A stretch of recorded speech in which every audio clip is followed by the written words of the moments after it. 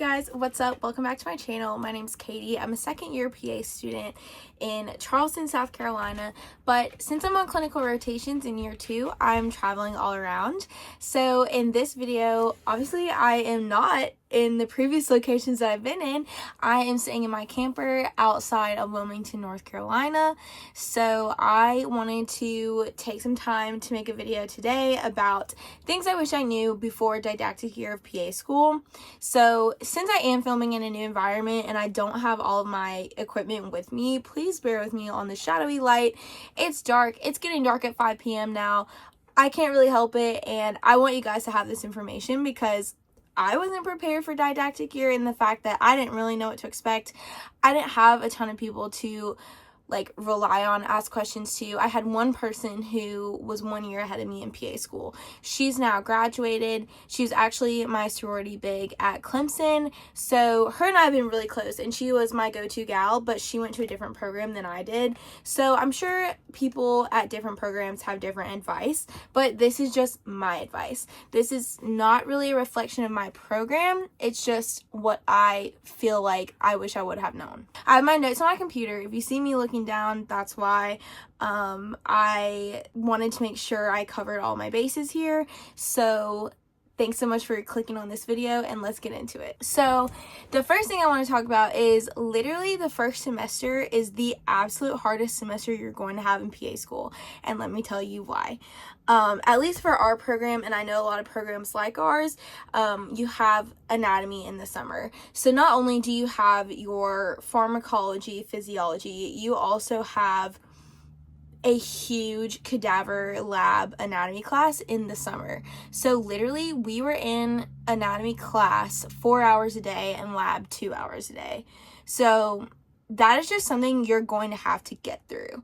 There's nothing I can really say to make that quote unquote easier for you, other than just know that going in, that first summer is so hard, but so important that you pass and do well and stay focused, because you're gonna have tests every 2 weeks. If your program is anything like mine, we literally had a test one right after the other. So there was no time for us to fall back or get behind.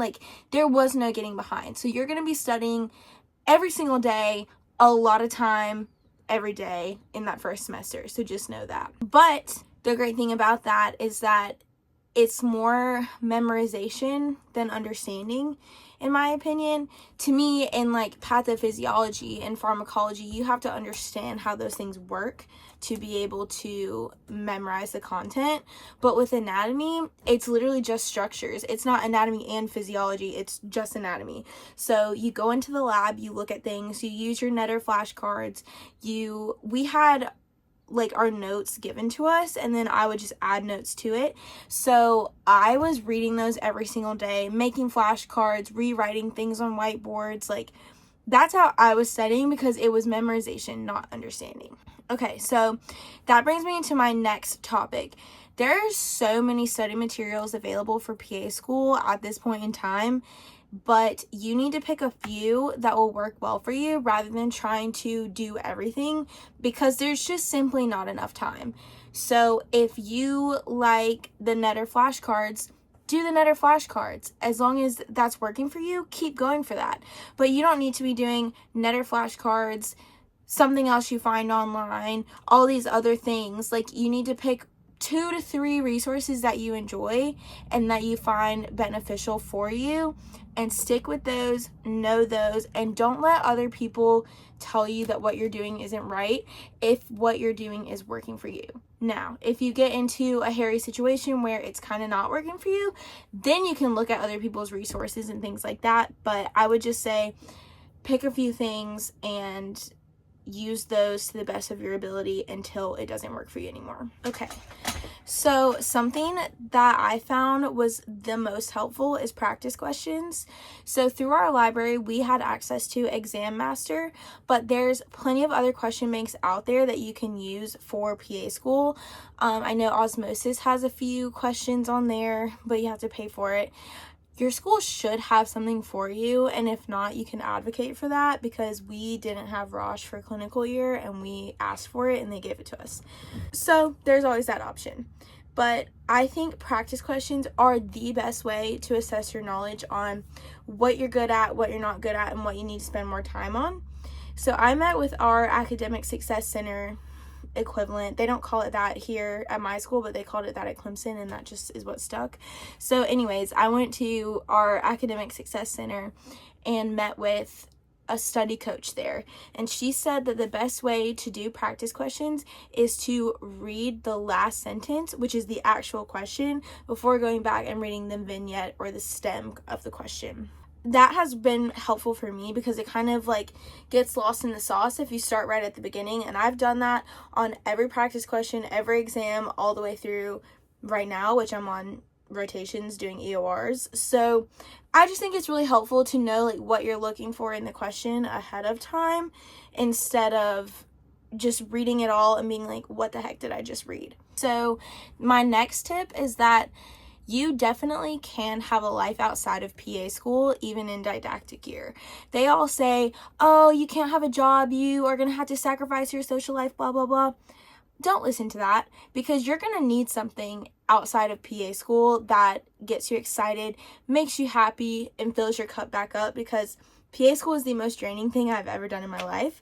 And I think that spending time with my friends and doing those things, seeing people from undergrad, seeing my family from home, doing all of those things helped me stay kind of mentally sane, to be honest. We had block schedules, so we basically had one exam day a month once we got past the first semester. So we would learn everything in all of our classes and then take all 3 exams on the same day. So you can kind of like build in travel plans in that way. So we always had our blocks on Mondays. So whatever the Friday after block exams was, people were out of town, visiting their families, going out in Charleston, like doing all the things. But we knew that the weekend before the blocks and the weekend before, we were studying. There was no real like playtime, but once you know what your schedule is going to be like, you can kind of schedule in that social time, which I think is so important. One way that I like to study was talking things out with my friends, and I think that's really helpful, because let's say that Alyssa knew something that I didn't. Me hearing her say that and remembering her say that during the exam is going to help me get the question right. I wouldn't go doing this with just anyone, but it also helps, like, if you're confused on something, they can clarify it for you. So just kind of take it with a grain of salt on, like, what people say. If you guys are kind of disagreeing on what the right answer is, reach out to someone else. Look it up. There's plenty of other resources where you can figure it out, but talking things out with your friends is going to be so helpful, because you're going to remember them saying that when you get to the question, and then you're going to know the answer. Next thing is that Google Calendar has been my bestie like for years now, and I always like to plan out my day, and I still do this even on clinicals. Like, I know that tomorrow I'm going to go work 8 to 5, but what am I going to do with my time after that? So I'm going to block out for me tomorrow like 5 to 6, take my dog for a walk, cook dinner, do those things. But in didactic year, especially if you have the option to be asynchronous, it's going to be helpful, because you can say from 8 to 12, I'm going to watch these lectures. And then from 12 to 1, I'm going to eat lunch. And then from 1 to 5, I'm going to make my study guide or do practice questions or write things out on the whiteboard, so that you know what you're doing and you have a plan and you can stick to that plan. Having a plan for everything is like my survival method, because I just get very flustered if I don't have a set plan going forward. So I do that in every aspect of my life, and I might be very type A for doing that, but it's gotten me pretty far, and I tend to be a pretty organized person because of it. That goes into my next plan. Like, my next thing is like having a study plan every single day is essential. So like, you could say Monday I'm going to do cardiac arrhythmias and medications to treat those, and go through all of that and know that that's what you're going to be studying. I always, like, for my EOR exams, we have the PAEA topic list, which you'll know more about once you get to clinical. And I would make, in my Google Calendar, I would make a note during each of my study blocks and write out what I was going to study during those blocks. And once I finish it, I would bold it so I know, like, where I'm at in my quote-unquote agenda of things. Next thing that I think is helpful, which your program, if they're anything like mine, will tell you not to do this, but I have always found it helpful, is Pants Prep Pearls. I use them all the time, and especially when I was doing those practice questions, if there was something I didn't know and my notes weren't very clear about it, then I would go to the pearls. I wouldn't say to rely on them fully, but they are a very succinct way of like summarizing the important things that are on the PANTS blueprint. And to be honest, like, the PANTS blueprint is what we're all, like, trying to get down with these 2.5, 3 years that we're studying. So I think it's a really good way to get the meat and potatoes of everything. Like, it'll tell you the pathogenesis, etiology, signs and symptoms, diagnostics, assessment plan, like medications, all of those things. And, you know, it does go really in detail about some things. Like, one thing that comes to mind is hepatitis B titers. Those are very confusing, and when we learned them in class, I believe we had a guest lecturer, and it just was way over our heads. It was really difficult. So having the pearls, I used that to learn the hepatitis B titers because I wasn't getting that from my program, couldn't figure it out on the internet, and it was all right there very succinctly. So I definitely really suggest getting those at the beginning of your program. Like I said in my What's in My Clinical Bag video, you don't need to renew this book every year. Like, I have version 4, and I'm going to keep version 4 probably forever because the information isn't going to change that much, and they tell you on the website what's new in each version. So I wouldn't be too worried about getting a new version every year. My last 2 things is that PA school didactic year gets very long very quickly, and you will face burnout. So be sure to give yourself grace in that burnout. Everyone's going to feel it. You're going to feel it more than once. I feel it right now in clinicals. And so I just think you have to remind yourself why you're doing it. And honestly, I know people say not to say this, but if the money that you're going to make as a PA is what's getting you through in that hard moment, like, don't feel ashamed for that. You chose to be a PA for other reasons. You can make 6 figures doing other jobs, and you know that. But if you're thinking about, when I graduate, I'm going to get myself my dream car, and that's what's going to get you to study, by all means, think about that dream car. Make it your vision board. Make it your background on your phone. If that's what it's going to take to keep you pushing through that burnout and getting the grades that you need to make to get to the next phase of PA school, I say go for it. I mean, I know there are people out there that say, oh, it should be about helping people. It should be about, you know, taking care of people, being nurturing, whatever.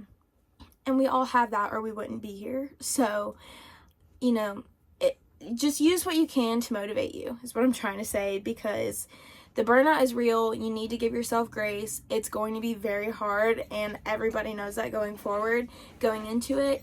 So you just have to keep going and be patient with yourself, because you're never going to be perfect in PA school. Nobody is, whether they act like it or not.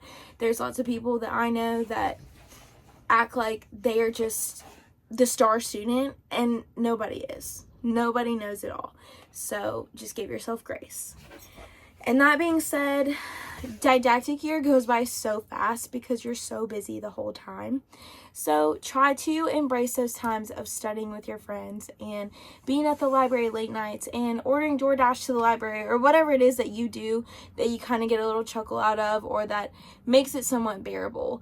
Because one day you're going to be on clinicals in the middle of North Carolina with no one, and you're going to miss your friends. So just remember that you're in a very special time in life, and I know it sucks so bad, and looking forward to clinicals makes things seem like it's going to be so much better, but just try your best to embrace where you're at, because one day you're going to say, oh, I miss my friends, I miss us all being together. I miss certain aspects of didactic year that you're probably never going to have again, because unless you go get a doctorate or something crazy, which I'm doing, but anyways, unless you go get another degree, this is pretty much the last time you're really going to be studying the way that you are. So, you know, it's kind of nostalgic. It's cute. It's fine. Remember that PA school and didactic year in particular go very, very fast. So just enjoy your time, embrace it. You don't have that much responsibility right now other than academics, and just enjoy it. But yeah, that's all I have for things I wish I knew before didactic year. I really hope you guys enjoyed this video. If you're in PA school and you have things you wish you knew and want to share that with other people, leave it in the comments. Otherwise, please like and subscribe for more PA school and travel clinical year content. I post one video every week, usually on Wednesdays, so I would really appreciate it if you guys liked and subscribed. But tell me what you think in the comments of this video. Thanks. Bye.